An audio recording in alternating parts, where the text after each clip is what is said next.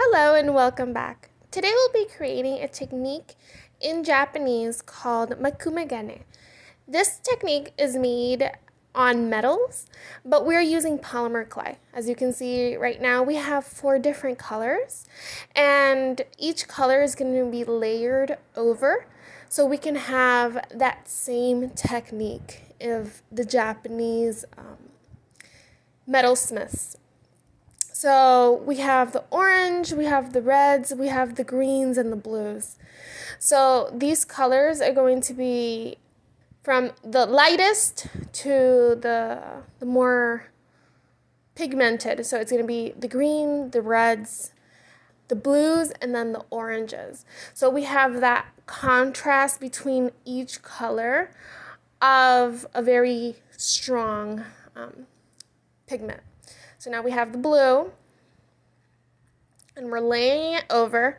Doesn't have to be perfect because we will be working with imperfectness during this whole technique. So I'm stretching out the orange also, and throughout this video you're going to see that my orange is a little too sticky. You have to have a kind of dry clay, conditioned in a sense, but not overly wet. So I'm rolling them together just to get them to stick a little bit more. And I'm pushing the little bubbles inward towards the blue, right, to pull them in together. It doesn't really matter if they're imperfect like I indicated because that's the whole process. So here we're zooming in for a closer look into the clay, and we're going to start with our technique.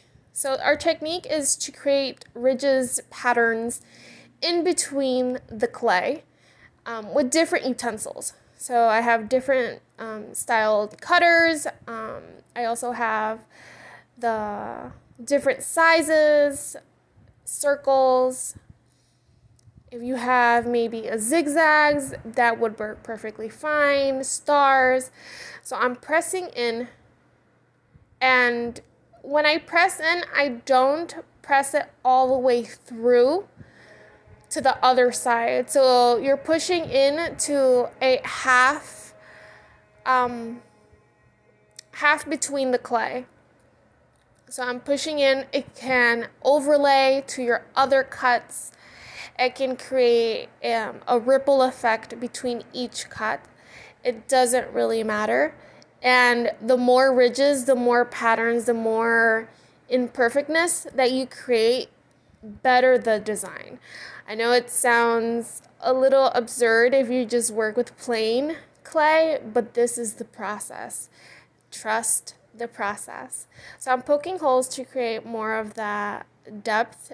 Some are going all the way through, and some are halfway through. Some are just on the surface. Here I'm creating also more ridges of like squares to the corners.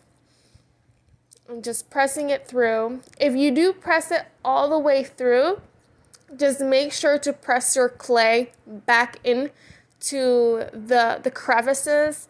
So when you pull out your clay, it doesn't stick or just create a triangle and you're left with the whole inside your clay.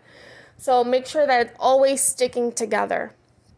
So I'm still creating those ridges, that pattern over pattern, circle inside the circles. And like I said, trust the process. That's all you have to do through here. So here I kind of pushed it through. So I'm pressing in the clay again to make sure that it ripples into all the edges and the clay sticks again. So we're going to cut now. And you can do this in the beginning, but I like to do this halfway through the cutting process because you get to have a different ripple effect because you cut first. You had that first initial pattern, you cut, and then you overlaid your different patterns over already the different patterns. So I'm overlaying it and pressing it through so it can stick, because I am going to have another sandwich cut. Make sure that your edges are aligned. As you can see, there's already that little ripple effect on the side of the clay. So we're going to cut one more time to create more of a square cane.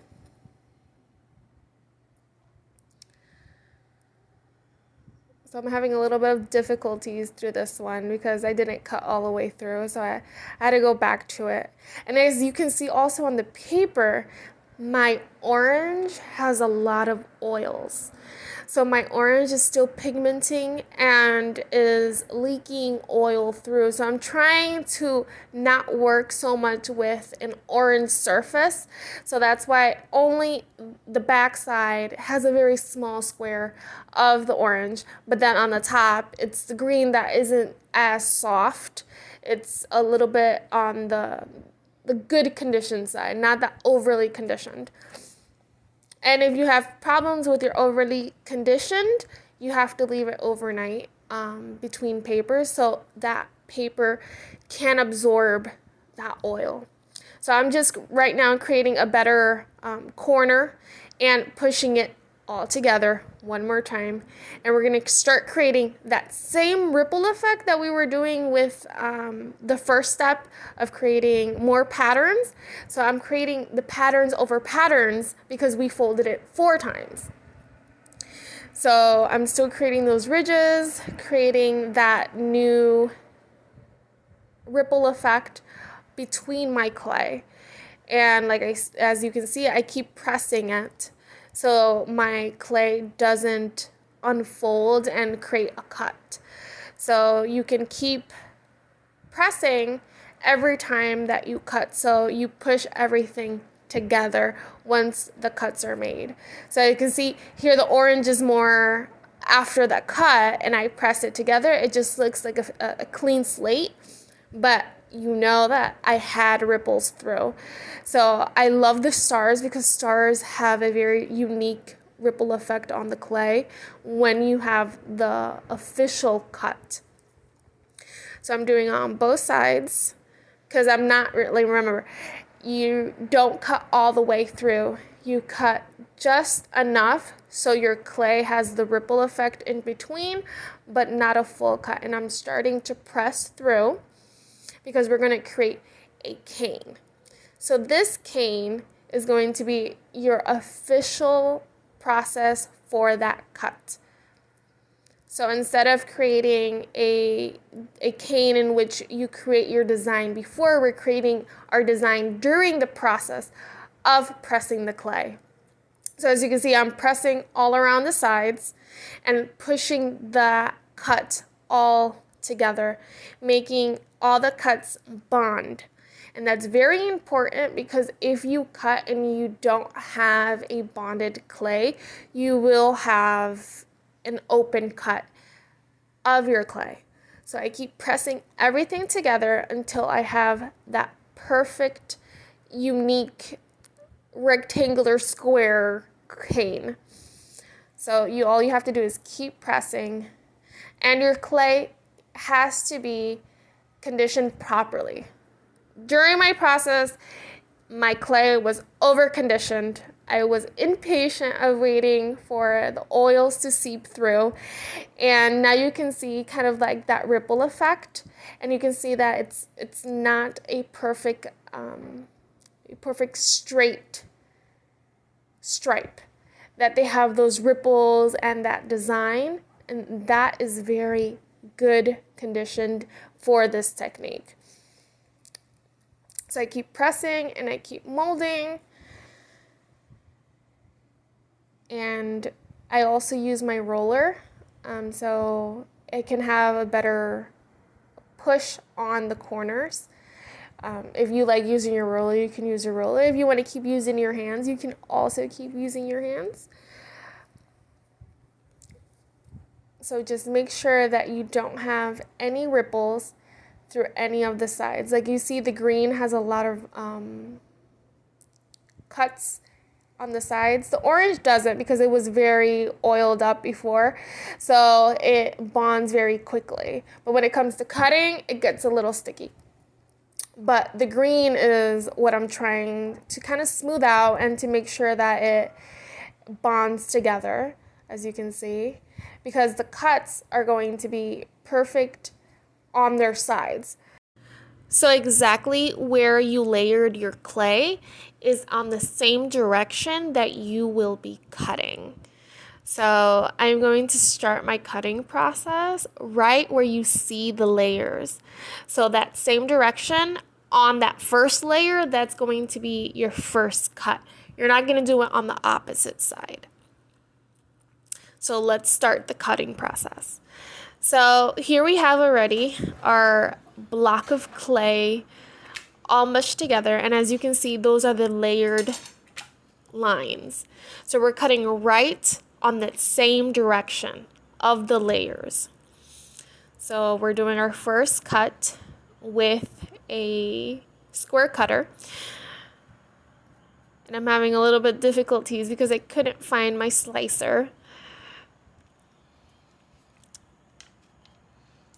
But now you're able to see the correct way of this technique that has that, I call it psychedelic pattern, because it does have like waves and circles, and it's a very unknown pattern of consistency. So you will never be able to create the same pattern twice.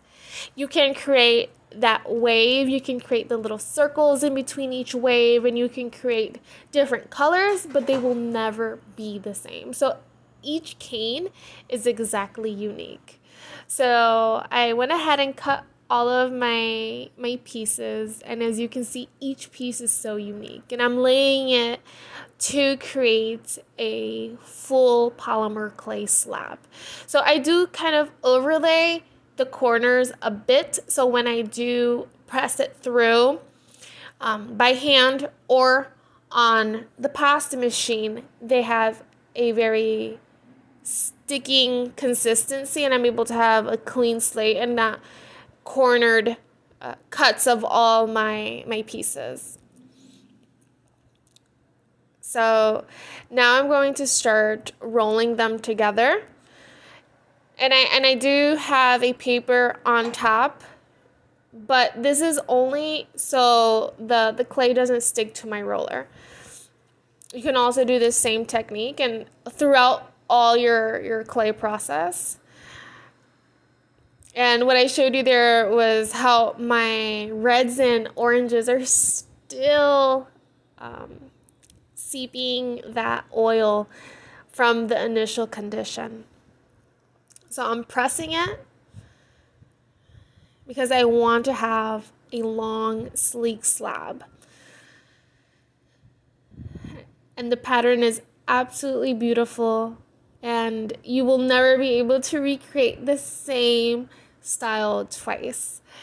So here I'm using a kitchen knife because it's easier on my hands to really just grab through the clay. And here's the slab without passing it through the pasta machine. So now I'm going to do the pasta machine technique. So it's just slicing it through the pasta machine to squish it all together. And as you can see, it elongated the pattern, but it still preserves the essence of what we were trying to do. So here we have the beautiful slab and finished.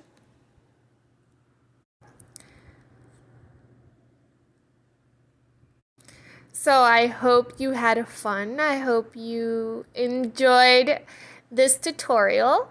If you have any questions, you can always leave a comment. I will be very helpful in answering and showing you any guidance along the way. So thank you for watching. And remember to like, subscribe, and comment.